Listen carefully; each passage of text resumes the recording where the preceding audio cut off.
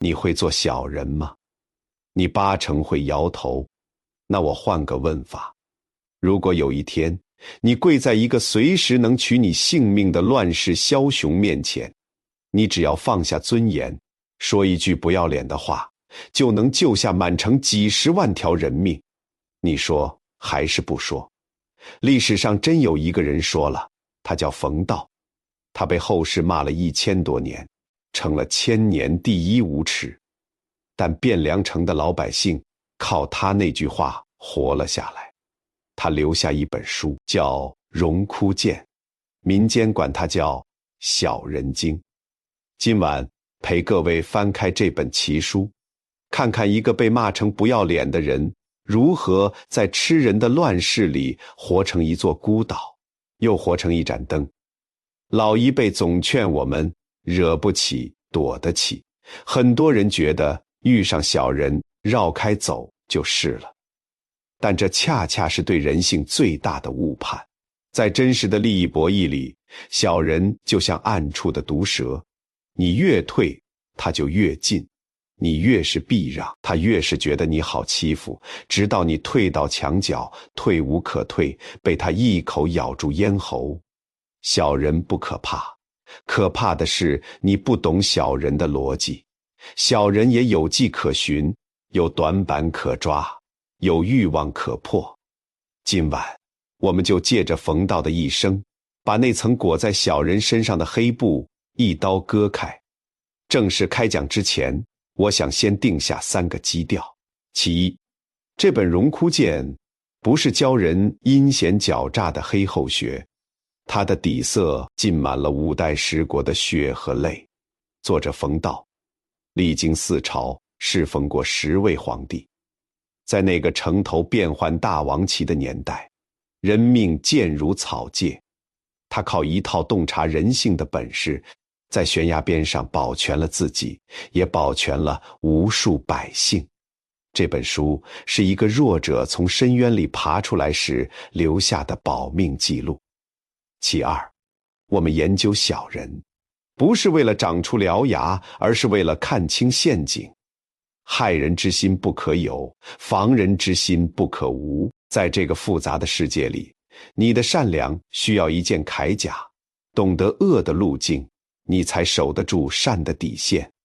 看清黑暗，不是向往黑暗，是为了不在黑暗里跌倒。其三，今晚所有拆解都为了防身。听书归听书，心里要有一杆秤，待人接物，底色依然要是真诚。心术正的人读它是护身镜，心术歪的人读它就是毒药。书没有善恶，善恶在人。好，现在咱们拨开历史。公元907年，大唐灭亡，中原大地一头扎进5代十国的漫漫长夜。那是什么日子？50多年兵荒马乱，军阀混战。今天的将领，明天就可能变成刀下鬼。昨天的兄弟，今夜就可能为了几袋军粮互相残杀。大汉年间，有残暴的军阀把百姓赶尽石磨，碾碎了充作军粮人命，还不如一头牲口值钱、满嘴仁义道德的书，在野兽面前变成了一堆废纸。圣贤叫你宁折不弯，可你真的弯下腰时，面前站着的是一群根本不懂道理2字的豺狼。在这样的世道里，一个手无寸铁、只读过圣贤书的穷书生要怎么活？年轻人冯道揣着一肚子学问，跌跌撞撞走进了幽州节度使刘守光的军帐。这是《荣枯鉴》第1卷圆通诞生的地方。刘守光是什么人？一个丧失人性的疯子。他为了夺权，把自己的亲爹锁进铁笼，为了防兄弟抢地盘，把自家手足杀得干干净净。他最喜欢干的事是在院子里架起大火，把人活活烤焦。他的士兵手里常拎着一把带刺的铁刷子，专门用来把犯人的肉一丝一丝刷下来。冯道当时只是个小参军，每天去衙门点卯，连大气都不敢喘。你不知道哪句话说错了，就会被拖出去变成焦炭。就在这种令人窒息的高压下，一件改变冯道一生的事发生了。那阵子，刘守光打了败仗，损兵折将，可他不但不反省，反而鬼迷心窍，非要登基称帝。满朝文武心里都明白，这是往死路上走。幽州四面受敌，一个败军之将这时候称帝，等于把所有军阀的仇恨都拉到自己身上。这时，一个叫孙贺的将领站了出来，那是个真正的硬骨头。他跪在冷冰冰的地砖上，声泪俱下，把天下大事掰开揉碎了讲给刘守光听，说的每一句话都是实打实的忠言。可他等来的不是醒壶灌顶，而是暴怒。刘守光一挥手，卫士扑上来，把孙贺按倒在地，就在大庭广众之下，一块一块割他的肉。孙贺疼得浑身抽搐，嘴里还骂个不停。刘守光冷笑着，让人抓起地上的泥往他嘴里塞，塞得满满的，硬生生把这条硬汉噎死了。大殿里死一般寂静，所有人都脸色煞白，两腿发软。冯道站在人群最后面，指甲掐进掌心，冷汗湿透了后背。他看着孙贺的尸体被拖走，地上拖出一道血痕。那一刻，他悟了。他终于明白，在屠刀面前，所谓气节，只是一张随时能被撕碎的纸。后来，他在荣枯剑里写下那句冷到骨头里的话：善恶有名，智者不居也。什么是善？什么是恶？太平年月，善恶是衡量人品的尺子，可在暴君手里，善恶只是他杀人时随手编的罪名。智者绝不会被这种标签绑住手脚。他又写下8个字：理事有别，明者成之也。道理全对又如何？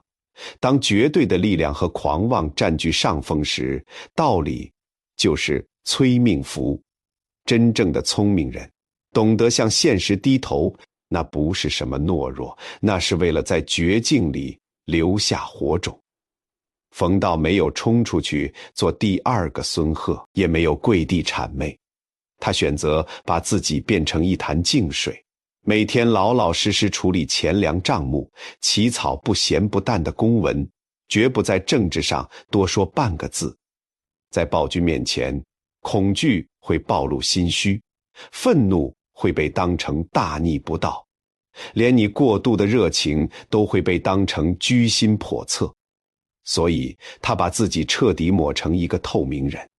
他活下来了，用一种近乎残酷的自我隐藏，在满地的尸体中间，成了一个最安全的存在。这就叫在饿狼群里，别让自己看起来像一块肥肉。不久，刘守光果然招来灭顶之灾，幽州城破，暴君被杀。冯道趁乱逃了出去，逃出虎口，一脚又踩进狼窝。他一路南下，投奔了北方最强的沙陀军阀。李克用、李存勖父子，那是后唐的前身。这里比幽州好不到哪儿去，甚至更凶险。沙陀人是从马背上杀出来的悍将，崇尚武力，性格暴躁。在他们眼里，汉人书生就是一群只会耍嘴皮子的废物。冯道是个降臣，身后没有宗族，手里没有兵权，想在这种地方活命，该怎么选？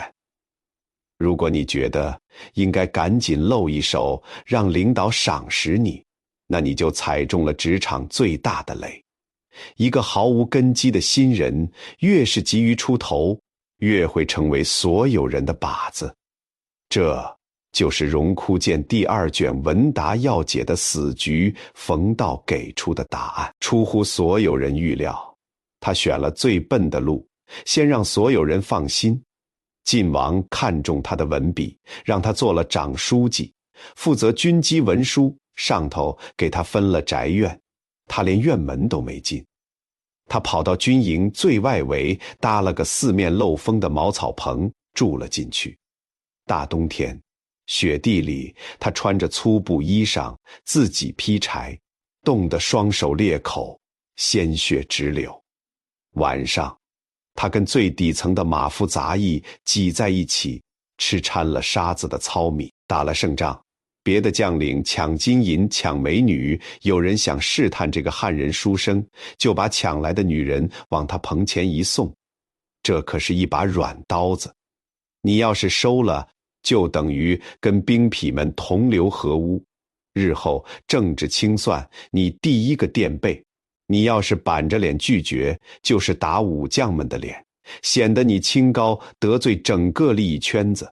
冯道不慌不忙，他把女人安置在旁边的空屋，一根手指头都不碰，用自己的薪水买来好米好面供养他们。等战乱烧平，有亲人的他送回家，没有亲人的他出钱置办嫁妆，托人给他们找个好人家。至于皇上赏赐的金银绸缎，他转手全部分给断腿的伤兵和穿着破棉袄的底层士兵。刚开始，所有人都笑话他是个傻子。1年、2年过去，军营里的气氛慢慢变了。那些粗野的武将突然发现，这世上真有这么一种人。你把最机密的地图交给他，他不会写半个字；你把几十万军饷交给他，账目一分不差。他住最破的窝，吃最差的饭，对你手里的兵权和财富没有半点贪念。在那个今天认干爹，明天杀亲爹的年代，冯道硬是用苦行在所有人心里种下2个字：放心。他用完美的工作能力证明自己不可或缺，又用极端的清贫抹掉自己所有的野心和锋芒。他不争功，反而赢得了从统帅到马夫的敬重；他不结党，反而成了整支军队里最不可替代的人。这就叫非隐无以避祸，非诚无以纳众。一个人把自己活成了透明的、干净的、没有攻击性的存在，反而成了大家最愿意托付的人。靠着这股看不见的底子，冯道一步步走进了帝国中枢。他做了翰林学士，后来当上了宰相，位置越高，越是风口浪尖。在军营里，你面对的是一刀一枪的敌人，可在朝堂上，你面对的是把杀人当成一门艺术的小人。这就翻开了荣枯剑里杀气最重的部分。当时的皇帝是后唐庄宗李存勖，这人是军事天才，打仗天下无敌。可他有个致命爱好，唱戏。他不仅爱看戏，还亲自登台，给自己取了个艺名叫李天下。皇帝爱唱戏，本来倒也没什么，可他把权力和爱好绑在一块儿，灾难就来了。他把戏班子里的伶人全都提拔成了朝廷大官，有的当刺史，有的当将军。你闭上眼想象一下那个画面，朝堂之上，一边是打仗流血的老将军，另一边是一群涂脂抹粉、扭着腰的戏子，而皇帝只听戏子的话。这群伶人拿着鸡毛当令箭，疯狂敛财。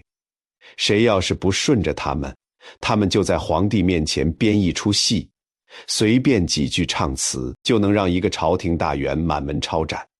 面对这群得势的小人，满朝文武是什么反应？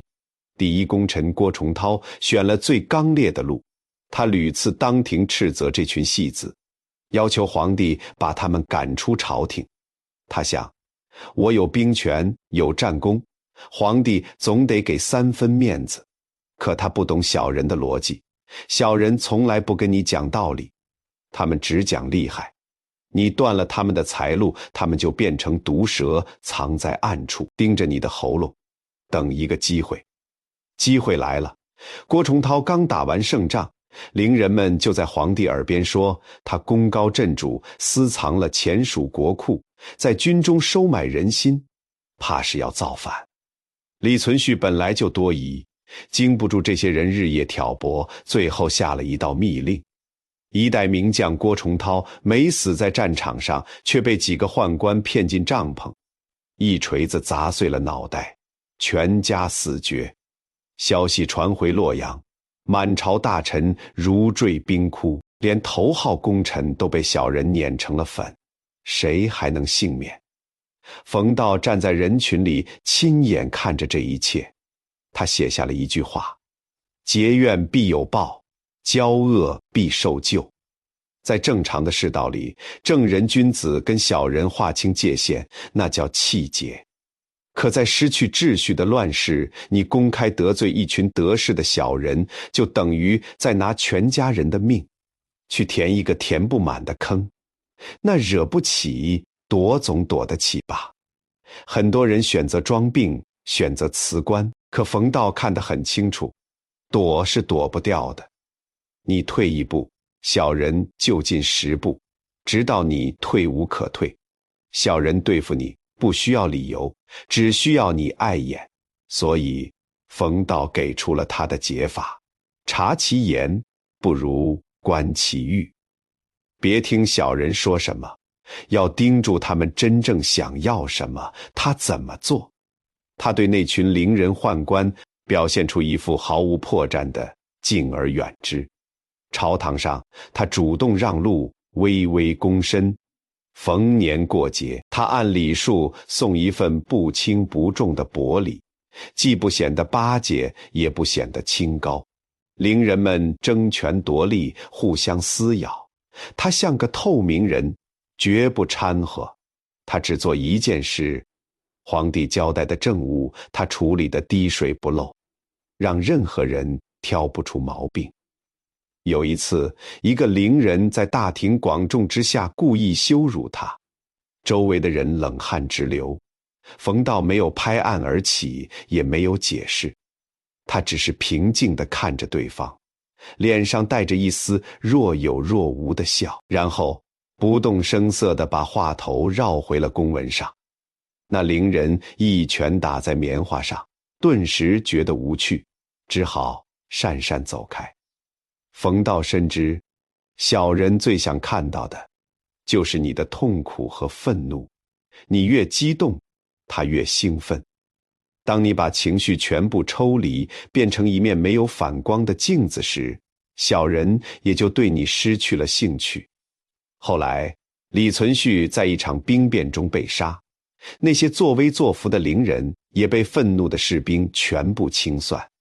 这就是与恶龙同行的法则，你不能拔剑斩恶龙，那只会让你变成恶龙的晚餐。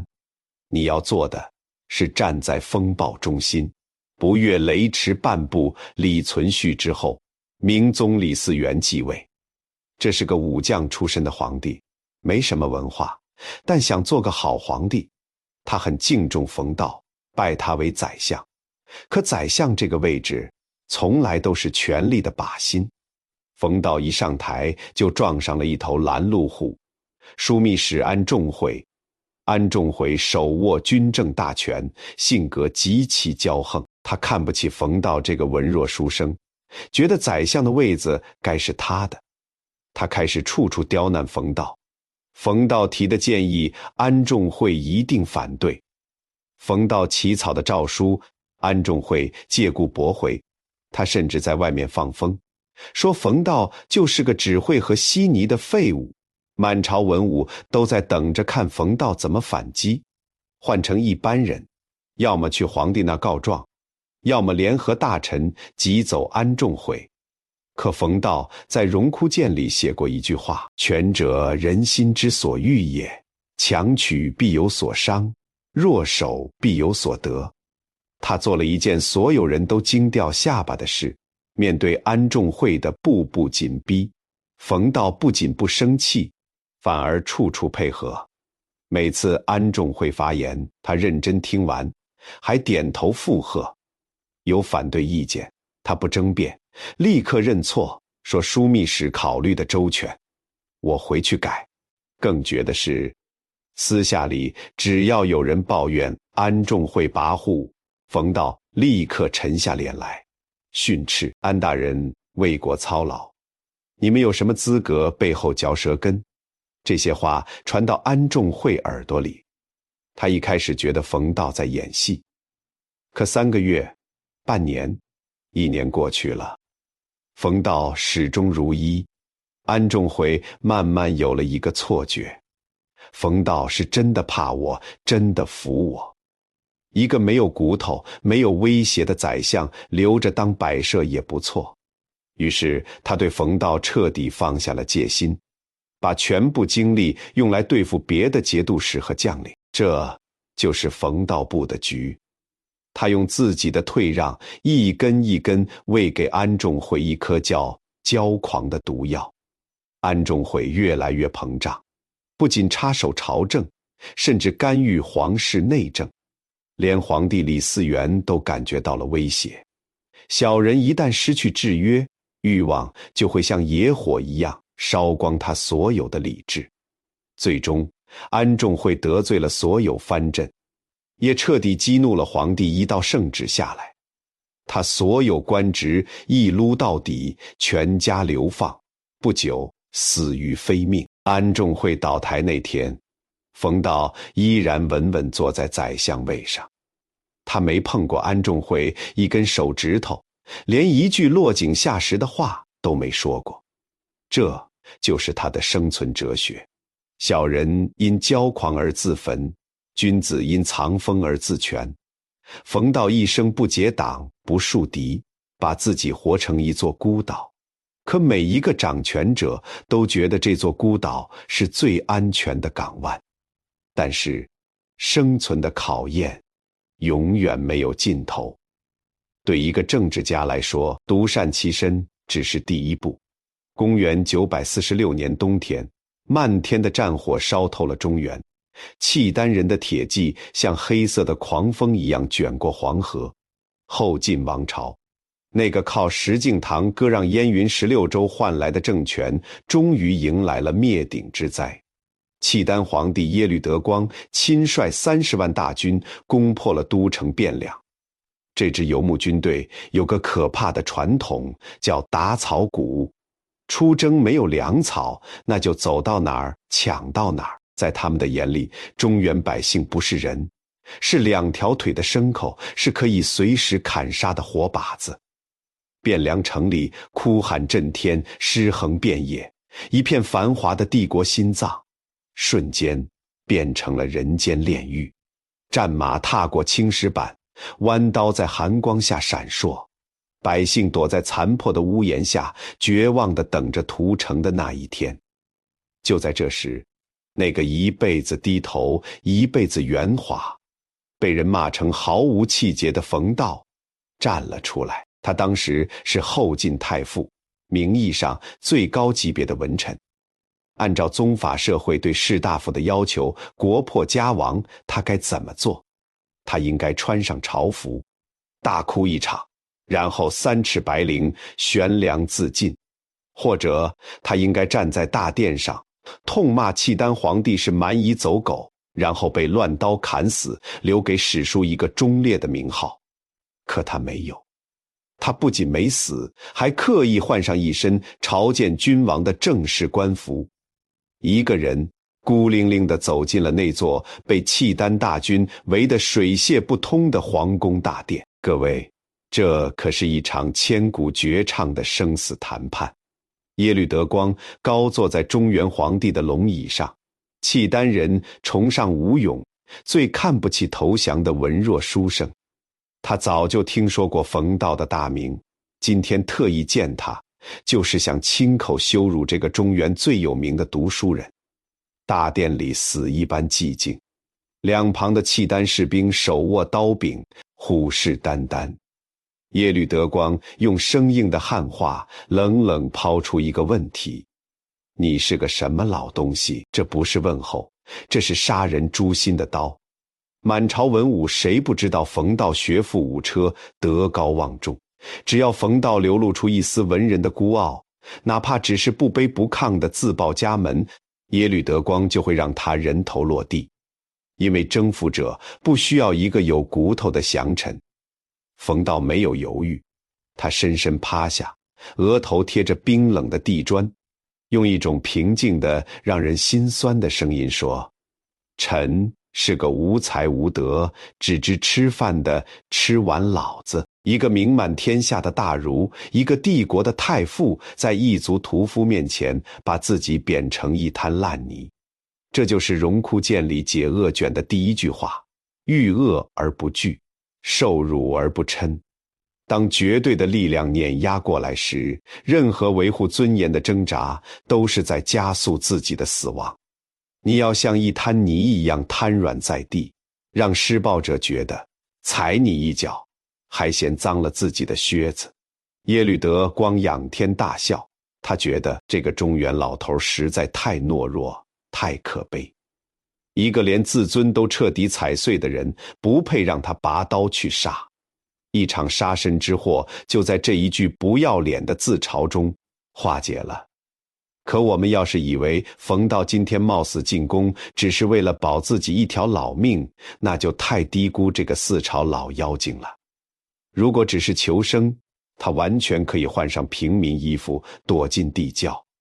他走进这座死亡大殿，是为了门外那几十万绝望哀嚎的生灵。耶律德光笑够了，看着这个驯服的吃完老子，突然涌起一种天下霸主的满足感。他随口问出了第二个问题，一个决定汴梁生死的问题：天下百姓如何可救？这个问题其实是个独耳。契丹大军正在城外打草谷，杀人放火。如果冯道顺着读书人的悲悯逻辑，哭着哀求皇帝大发慈悲，说百姓无辜，那耶律德光会立刻翻脸，因为那等于当面骂契丹军队是野兽，骂耶律德光是个杀人魔王。面对这个死局，冯道慢慢抬起头，说出了那句被后世骂了1000多年的话。他说：就算佛祖重新降生，也救不了天下百姓，唯有皇帝您能救他们。这句话一落地，大殿里落针可闻。几百年后，坐在书房里写史书的理学先生们看到这句记载，气得浑身发抖。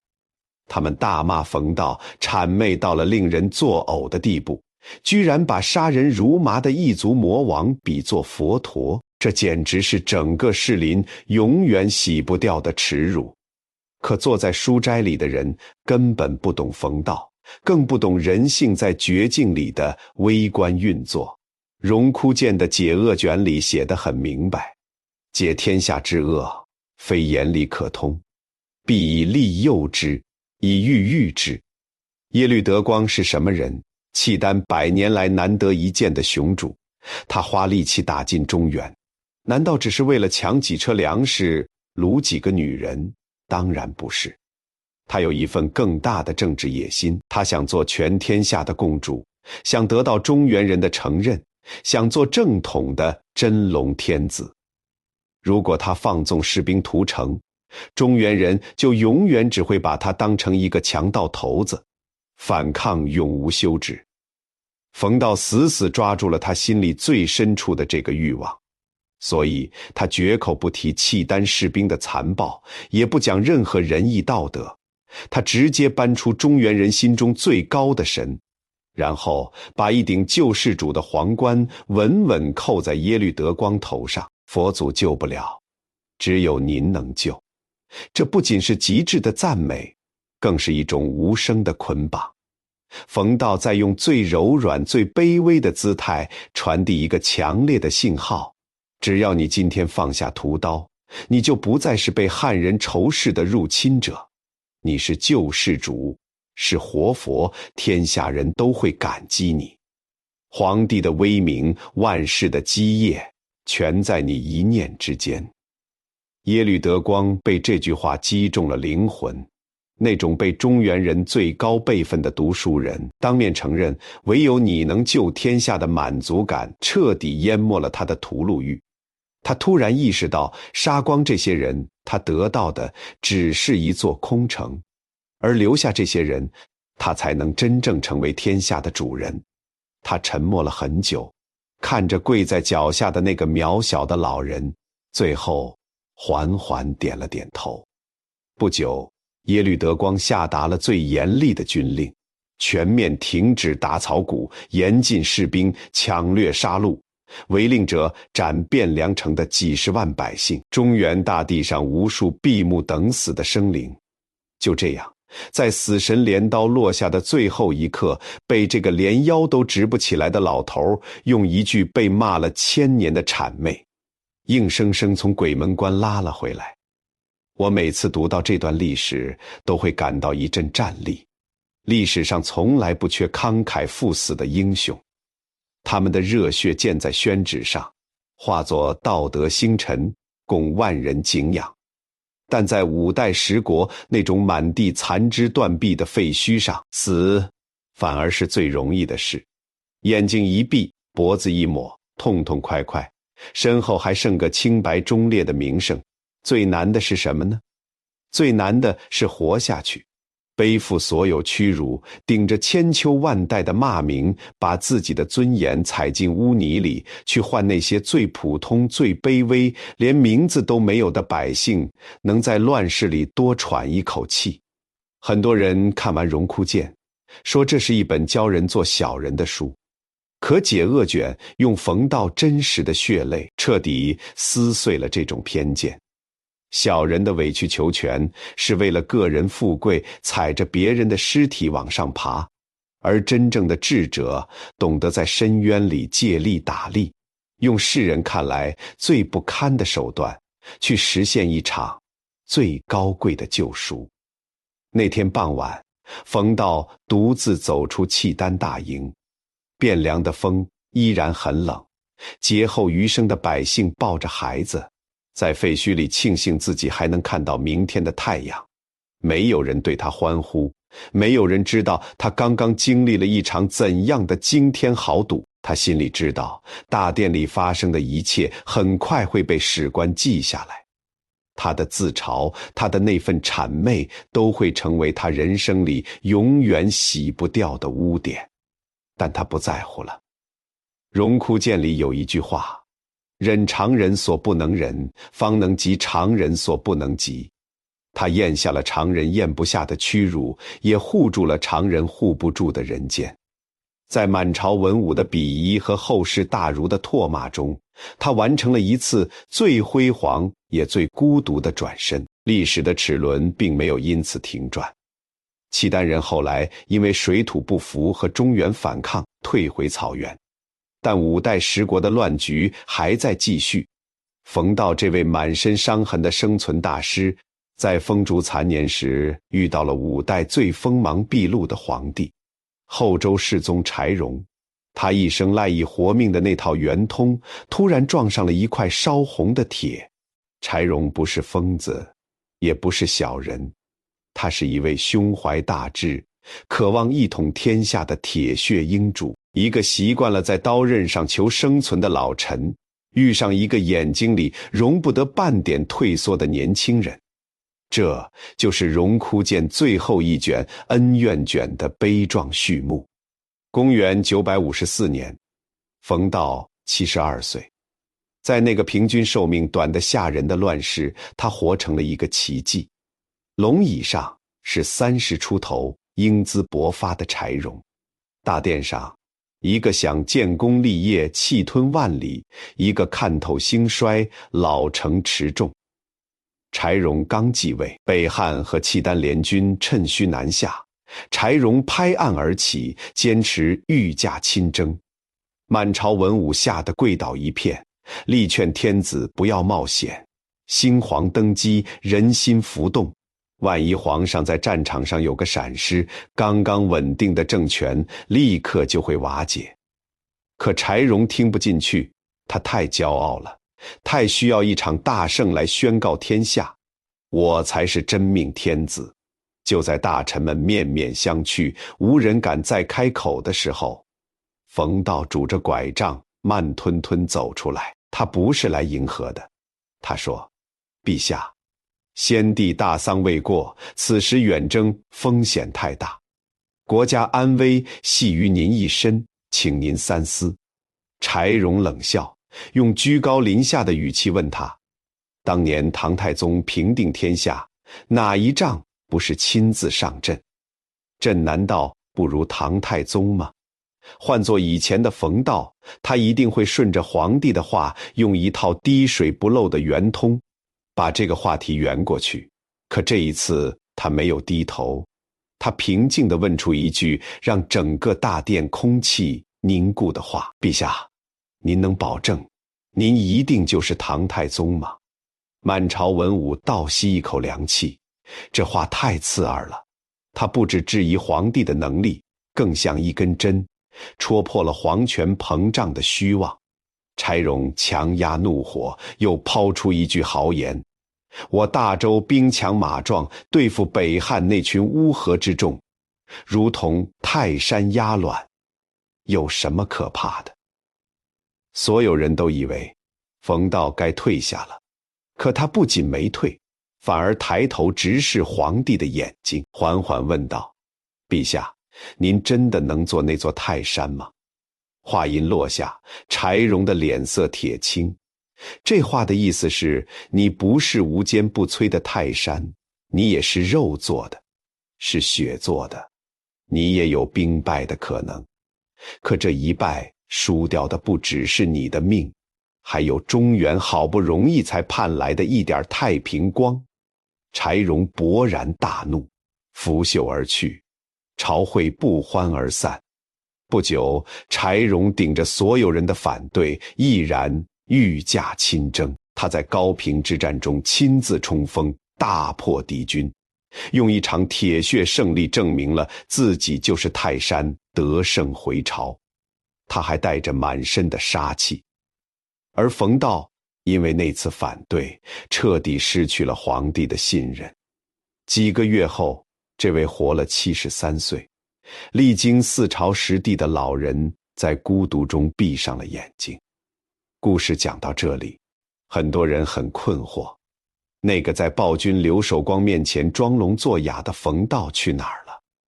那个在契丹营帐里自称吃完老子的冯道去哪儿了？为什么面对残暴的恶人，他能把姿态放到最低？面对一个真正想结束乱世的明君，他却突然变成又臭又硬的石头，宁肯失宠也要硬顶到底。是他老糊涂了吗？是他把荣枯剑忘得一干二净吗？如果你这么想，那就没读懂恩怨卷。荣枯剑里写着：恩不可忘，怨不可结，大势所趋，非人力可逆。很多人把它理解成永远别得罪当权者，但冯道用生命最后一次行动，对他做了最悲壮的修正。他一生向暴君低头，向权力妥协，那是因为在不讲道理的乱世里，无谓的对抗没有任何意义，只会让更多百姓陪葬。那种圆通是一种不得已而为之的弱者智慧，可他用一辈子攒下来的政治声誉，在生命最后一刻全部压了上去。他那次不是去撞小人的刀口，是去撞皇权本身，不是为了自己，也不是为了博什么执剑的虚名。他比谁都清楚，这会惹怒皇帝，会让自己晚节不保，但他还是选择做，因为他见过太多年轻气盛的君王，把一个刚有起色的国家拖回万劫不复的深渊。他是在用一种近乎决绝的方式，给年轻的帝王敲响最后一次警钟。原来荣枯剑里的圆通从来不是无底线的油滑，在那些卑微的退让和顺从的最深处，一直藏着一根为天下苍生而存在的无比坚硬的脊骨。柴荣后来在漫长的征战中，是否想起了这位老太师，无人知晓。但冯道死后，柴荣追封他为尚书令，给了他极高的哀荣。冯道死后仅仅6年，大宋建立，中原终于结束了乱世。天下太平。随着盛世到来，一场针对冯道的清算也开始了。欧阳修坐在明亮的书房里，窗外是太平年代的鸟语花香，案头摆着上好的茶。他提起笔，在新编纂的新五代史里咬牙切齿地写下冯道不知廉耻为何物，历经4朝，向10位皇帝磕头，甚至向契丹蛮夷称臣，堪称中国读书人里最大的败类。紧接着，司马光写《资治通鉴》也用了同样的口吻，把冯道牢牢钉在耻辱柱上。在这些盛世大儒眼里，忠臣不是二主，国家亡了，你就该去死，你不死，反而替新主子干活，就是没节操，就是天下第一不要脸。可是，他们真的看懂冯道了吗？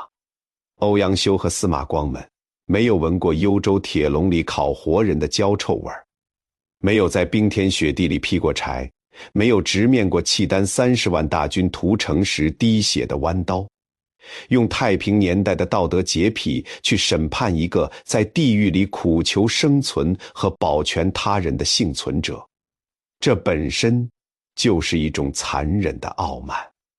说到底，批评别人死得不够痛快，是最廉价的高尚。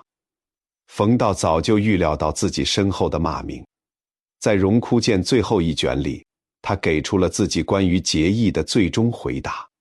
这卷里最重要的一句是“节义在心，非在名也”。什么是真正的节义？世人都觉得节义是一场表演，是用脖子去撞钢刀，用全家性命去换史书一句忠烈。这样死去，壮烈是壮烈，但太轻松了，死就死了，重担全卸下了。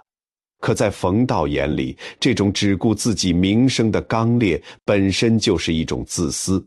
真正的节义是把虚荣、名声、尊严全部咽进肚子里，是背负着小人的骂名，也要在泥潭里活下去。因为只有活下去，你才有机会在这个失去善良的世界里，多保护一个好人，多救下一条命。在这个意义上，冯道没有愧对自己，他历经10个暴君而保全自身，这不是苟且。他用最谄媚的姿态逼退契丹，这不是下贱。他临死前用最刚烈的姿态顶撞天子，这不是糊涂。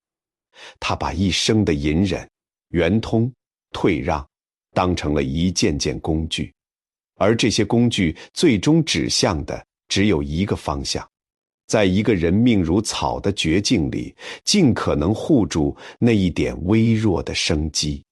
各位夜行者，今晚我们花了很长时间拆了这本被诅咒了1000多年的《荣枯鉴》。当然，我们不需要穿越回5代10国，但冯道的生存哲学在今天依然很有穿透力。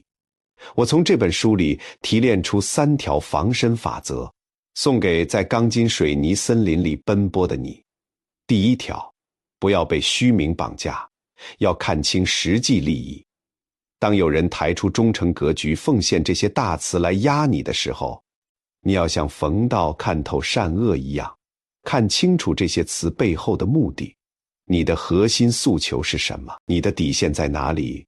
你自己心里要有数，不要为了证明自己有骨气，去打一场毫无胜算的消耗战。留得青山在，才能等来春天。第2条，不要与小人正面对撞，要把情绪抽离。你被误解、被针对、被恶意重伤时，愤怒和眼泪是最廉价的消耗品。你要做的是把自己变成一面没有温度的镜子，让别人的恶意找不到着力点，同时用无可替代的专业能力和滴水不漏的口碑为自己建一道护城河，让小人想咬你都无从下嘴。第3条，不要觉得低头可耻，要明白忍辱负重是最高级的勇敢。妥协不等于同流合污，低头不等于永远下跪。当你为了家人，为了生存，不得不向现实低头的时候，不必羞耻。这世上最勇敢的事，不是意气用事的鱼死网破，而是看清了生活的残酷之后，依然能咽下委屈，去保护你想保护的人，去扛起你肩上的责任。真正的强者，不是从不弯腰，而是弯腰之后，还能挺直脊梁。冯道的坟，早就在千年的风雨中夷为平地。史书里的他，依然背负着一层又一层的骂名。可每次翻开荣枯剑，我总觉得那个老人在灯下静静看着我们。他好像在说，世道艰难，人心险恶。我不教你做小人，只教你做一个能保护自己的好人。愿你知世故而不世故，懂圆滑而守底线。愿你在漫长的黑夜里不被小人暗算，不被大事碾压，平平安安走到天亮。